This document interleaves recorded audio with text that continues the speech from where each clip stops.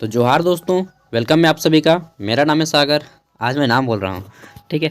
तो Jharkhand high court की vacancy आ चुकी है 55 पदों पे, और आज हम लोग इसके ऊपर डिटेल में बात करने वाले हैं, ठीक है। तो चलिए देखते हैं पोस्ट का नाम, सैलरी और कब से ऑनलाइन होगा, क्या क्वालिफिकेशन है, एवरीथिंग, ठीक है। चलिए शुरू करते हैं। देखिए दोस्तों, झारखंड हाई कोर्ट स्थापना 15 नवंबर 2000 ईस्वी को हुआ था। उसको हम लोग अभी नहीं जानना है, खंडपीठ वगैरह, ठीक है। यहाँ पे वैकेंसीज निकली हैं आदेशपाल का नहीं बल्कि असिस्टेंट लेवल पे, ठीक है। और एडवर्टाइजमेंट नंबर है आपका 2024, और आज डेट है आपका फरवरी। तो देख लेते हैं यहाँ पे असिस्टेंट के पोस्ट पे ये वैकेंसीज आई हुई हैं, ठीक है। थोड़ा सा सब्र कीजिएगा, मैं एकदम आराम से बताऊंगा, सब कुछ समझ में आ जाएगा। देखिए टोटल जो वैकेंसीज हैं वह है आपके जनरल कोटा से 22 गो, ठीक है। वुमेन इधर देख लीजिएगा, जो रिजर्व रहेगा, रिजर्वेशन फ्रॉम वुमेन, ये महिलाओं के लिए रिजर्व है। कम से कम इतना महिला आनी ही चाहिए, उससे ज़्यादा भी हो सकती है लेकिन इससे कम नहीं। 2 गो पोस्ट रिजर्व है, ठीक है। अपना कैटेगरी वाइज देख लीजिएगा, आप किस कैटेगरी में आते हैं उसके अकॉर्डिंग, ठीक है। अब हम लोग देख लेते हैं यहाँ पे कि फॉर्म फिलअप कब होगा। तो देखिए इसका फॉर्म फिलअप जो है ऑनलाइन प्रोसेस है, और इसका ऑनलाइन शुरू हो जाएगा 20 फरवरी से। कब? 20 फरवरी से, और लास्ट डेट रहेगा आपका 22 मार्च तक, ठीक है। फॉर्म भरने का अंतिम डेट 22 मार्च। आगे देख लेते हैं नेक्स्ट क्वेश्चन। क्वेश्चन नहीं, सॉरी यार, मतलब पढ़ा पढ़ा के और पढ़ पढ़ के आदत हो गया है ना। तो बोला गया है कि असिस्टेंट की ये जो पोस्ट है इसके लिए सैलरी आपको दिया जाएगा लेवल 7 के अकॉर्डिंग, पे मैट्रिक्स लेवल 7, ठीक है। 44,900 से लेकर के आपका 1,42,400 के बीच में, मतलब समझ रहे हैं, सीजीएल का टक्कर का है, ठीक है। सीजीएल ही समझ लीजिए इसको आप। और इसका जो आपका बेसिक सैलरी इतना है, कुल मिला के सैलरी 60,000 प्लस बनेगा, फर्स्ट सैलरी इन हैंड, ठीक है। देखिए यहाँ पे क्वालिफिकेशन क्या मांगा गया है। तो क्वालिफिकेशन तो यहाँ पे मांगा गया है कि आप ग्रेजुएट हो, ठीक है।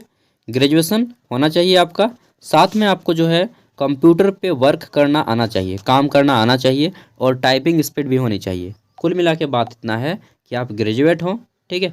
कितना परसेंट? कोई परसेंट नहीं, बस आप पास हो, ठीक है। और अभी तक पास नहीं हो तो 22 मार्च तक पास हो जाना चाहिए आपका ग्रेजुएट। अगर आप पास हो जाते हैं 22 मार्च तक, आपका रिजल्ट आ जाता है, तो भी आप यहाँ पे अप्लाई कर सकते हैं, ठीक है। देखिए सॉरी, सर्टिफिकेट आना चाहिए, क्योंकि सर्टिफिकेट लगेगा आपको। ग्रेजुएशन प्लस में आपको जो है कंप्यूटर आना चाहिए, एमएस वर्ड, एक्सेल और पावर पॉइंट, ठीक है। प्लस में आपके टाइपिंग स्पीड होनी चाहिए 20 वर्ड पर मिनट। अभी मैं दिखाऊंगा सब कुछ, ठीक है।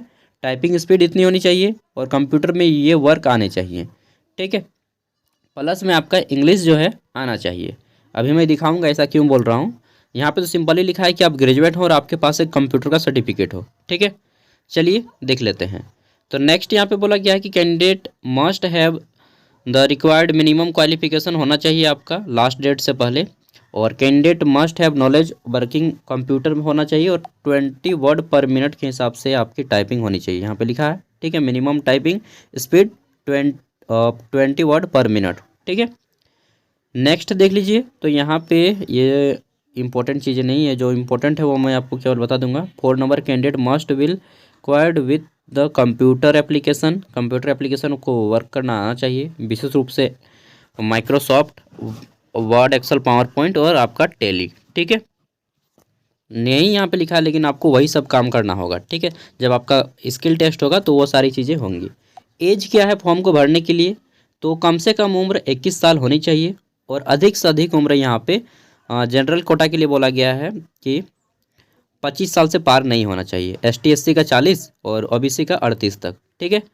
यहाँ पे देखिए उम्र की गणना आपकी 24 के अनुसार किया जाएगा, 1 जनवरी 2024 के अनुसार किया जाएगा आपकी उम्र की गणना, ठीक है। पीडब्ल्यूडी कैंडिडेट को 10 साल का एक्स्ट्रा छूट दिया जाएगा।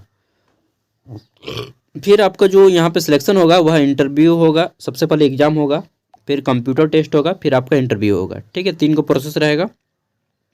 मेरिट लिस्ट बोला गया है कि will be prepared on the basis of marks obtain in written test and the personality test, ठीक है। साथ में आपका जो है इंटरव्यू होगा।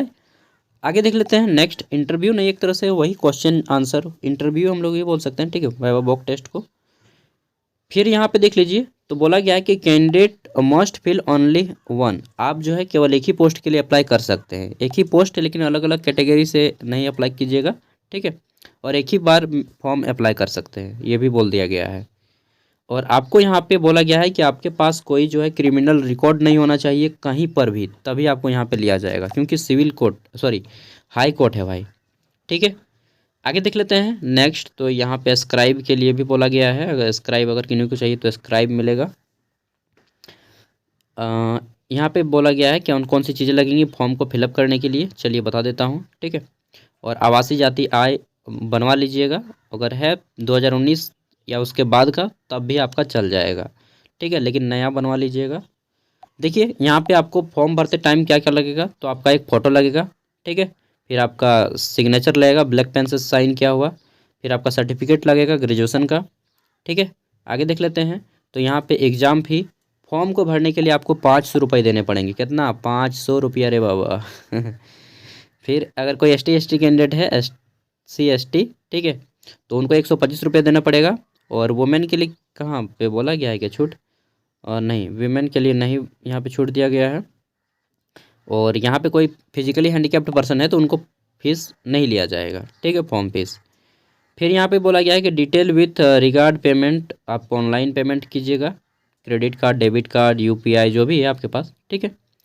जब फॉर्म फिलअप होगा उस टाइम पे मैं फॉर्म फिलअप करके दिखा दूंगा, ठीक है। और ये सारी चीज़ें लगेंगी। अब हम लोग बात कर लेते हैं थोड़ा सा एग्ज़ाम के लिए, कि एग्ज़ाम किस तरह से होगा भाई, वो भी बता दीजिए। तो चलिए देख लेते हैं। देखिए एग्ज़ाम जो है आपका यहाँ पे 90 मिनट, सबसे पहले फॉर्म भरने के बाद 90 मिनट्स का एग्ज़ाम होगा, ठीक है, इसी साल में हो जाएगा एग्ज़ाम। और 90 मिनट्स के एग्ज़ाम में आपको जो है 2 घंटा, सॉरी 90 मार्क्स का एग्ज़ाम होगा, 90 मार्क्स का 2 घंटा टाइमिंग दिया जाएगा, ठीक है। क्वालिफाइंग इतना है मिनिमम, ऐसे क्वालिफाइंग से मतलब नहीं है, यही आपका मेरिट बनाएगा, ठीक है। फिर यहाँ पे देख लीजिए, तो कंप्यूटर टेस्ट होगा, 5 मिनट टाइमिंग रहेगा इसमें, क्वालिफाइंग नेचर का है, ठीक है। 20 वर्ड पर मिनट के हिसाब से 100 वर्ड्स टाइप करने रहेंगे। फिर आपका इंटरव्यू होगा, ठीक है, वाइवा वॉक टेस्ट। और यह आपका 15 मिनट चलेगा। 5 मार्क्स लाना होगा इसमें, कंपलसरी है, 15 मार्क्स में 5 मार्क्स लाना है, तभी आप इसमें क्वालिफाई कीजिएगा, ठीक है। अब क्या पूछा जाएगा, 90 मार्क्स का जो एग्ज़ाम होगा इसमें दोस्तों 30 मार्क्स रहेगा इंग्लिश, एकदम इंग्लिश।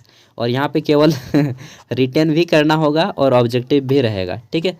बोला गया है कि जनरल इंग्लिश कॉम्प्रिहेंशन, ठीक है, English grammar and English word power 20 marks. और 10 मार्क्स जो रहेगा आपका ऐसे लिखने का होगा, निबंध लिखना होगा इंग्लिश में, ठीक है। तो 30 मार्क्स इंग्लिश, 30 मार्क्स आपका रहेगा GK, और 30 मार्क्स का रहेगा आपका मैथ। मेरे लिए तो बहुत अच्छा है भाई। ऐसा ही सिलेबस रखना चाहिए, मतलब थोड़ा सा क्या कि इसमें जो है अब JPSC का देखिए एकदम भौंदा जैसा सिलेबस रख दिया है, ना इसमें मैथ है कहीं पे, ना कहीं पे रीजनिंग है, ना कहीं पे इंग्लिश है। तो बच्चे जो जाएंगे वहाँ पे भौंदा ही जाना जाएंगे, जो केवल रटा रटा या ज्ञान लेके जा रहा है वही जाएगा, ठीक है। मतलब ऐसा नहीं कि सभी जाते हैं, लेकिन मैक्सिमम जो है जहाँ पे मैथ नहीं है ना दोस्तों, सच बता रहा हूँ, वहाँ पे क्रिएटिविटी नहीं है, ठीक है।